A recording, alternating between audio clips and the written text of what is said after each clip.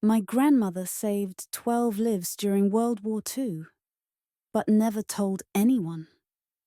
My 89-year-old grandmother Elena kept a shoebox under her bed for 70 years. When she finally opened it last month, we discovered she had saved 12 lives during World War II and never told a soul. Hi, I'm Maria, and today I'm sharing the incredible war story my grandmother finally revealed to us. Grandma Elena always seemed like a quiet, simple woman. She baked the best bread in town, tended her garden, and rarely talked about her past. Whenever we asked about the war years, she'd change the subject or say, "Those times are better forgotten, Misha." We grew up thinking she had lived a peaceful life in her small Spanish village. She was just our sweet abuela, who made amazing paella and told us fairy tales. We had no idea that behind her gentle smile was a woman who had risked everything to save strangers. 3 months ago, at 89, she was diagnosed with early dementia. The doctor said her memories might start fading. That's when she called me into her bedroom and pointed to an old shoebox under her bed. "Maria," she said, "it's time you knew who your grandmother really was." Inside that shoebox were things I never expected to find.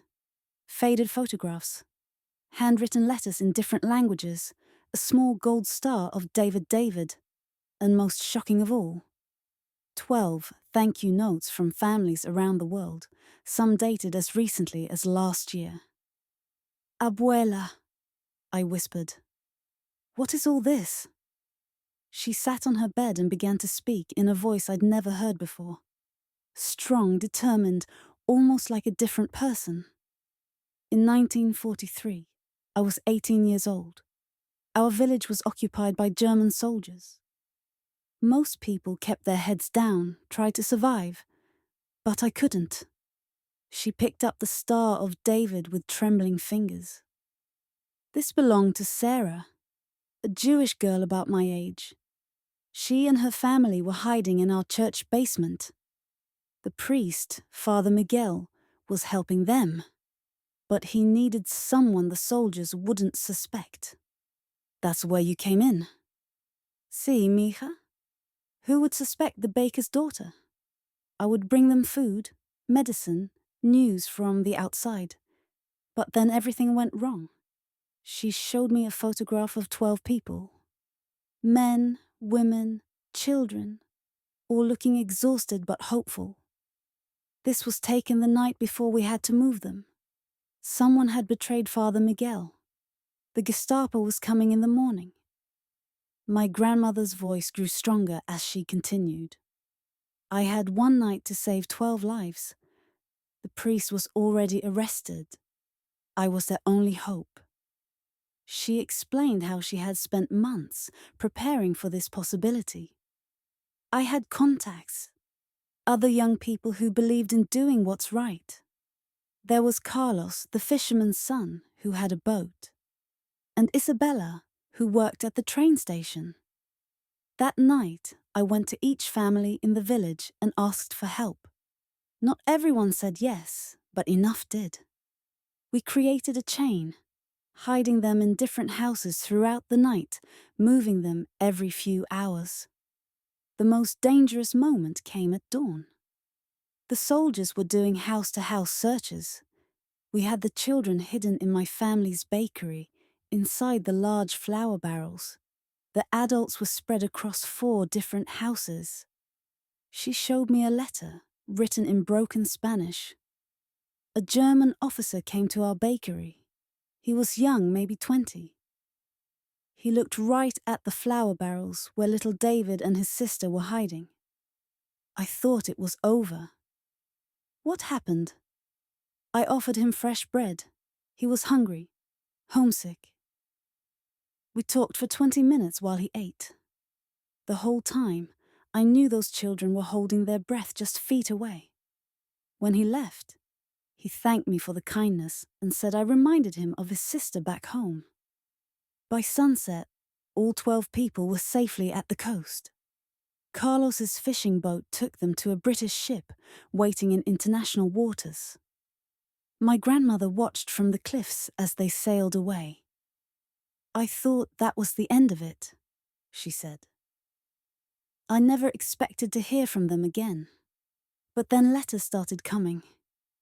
She showed me the thank you notes, some from the original refugees, others from their children and grandchildren. Sarah, the girl with the Star of David, became a doctor in America. She had been writing to my grandmother for 70 years. "Why didn't you ever tell us?" I asked. Her eyes filled with tears. "Because 12 other families in our village were caught helping people.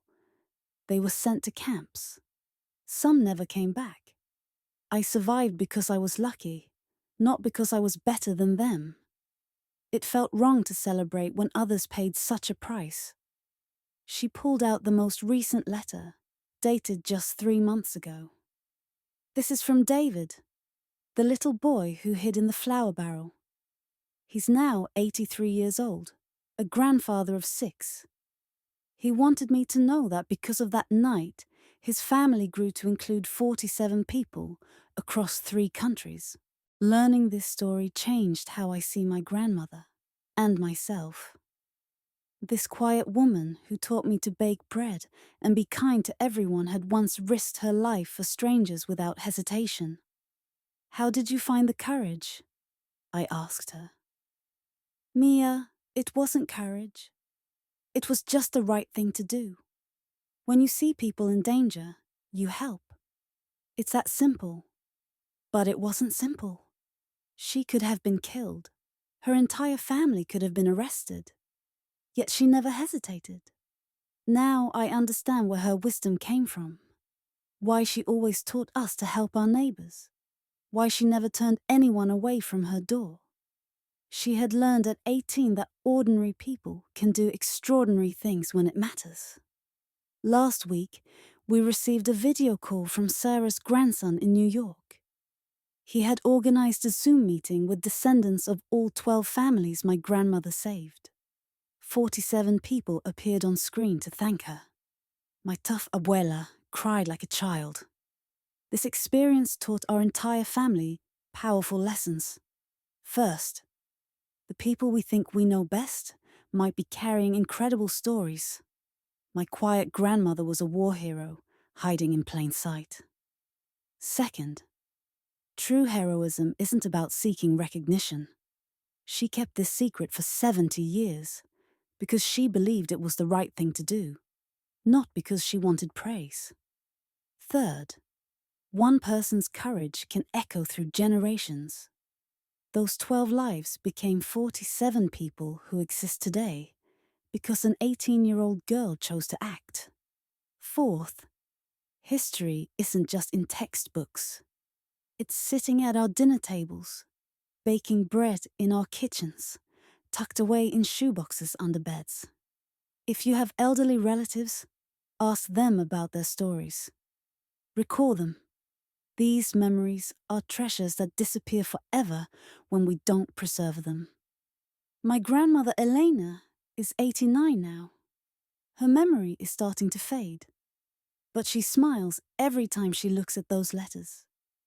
"I may forget many things," she told me yesterday, "but I'll never forget that feeling, knowing I helped people when they needed it most."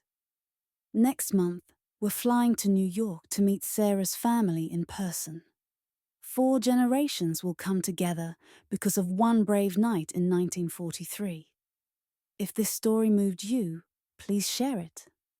And more importantly, go talk to your grandparents, your elderly neighbors, anyone who lived through history. Their stories are waiting to inspire you. Subscribe for more incredible true stories from ordinary people who did extraordinary things. And remember what my abuela taught me.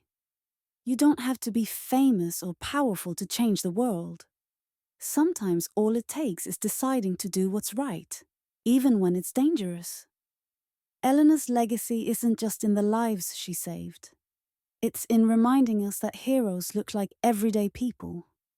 They bake bread, tend gardens, and keep their greatest acts of courage in shoeboxes under their beds. Until next time, listen to the stories around you.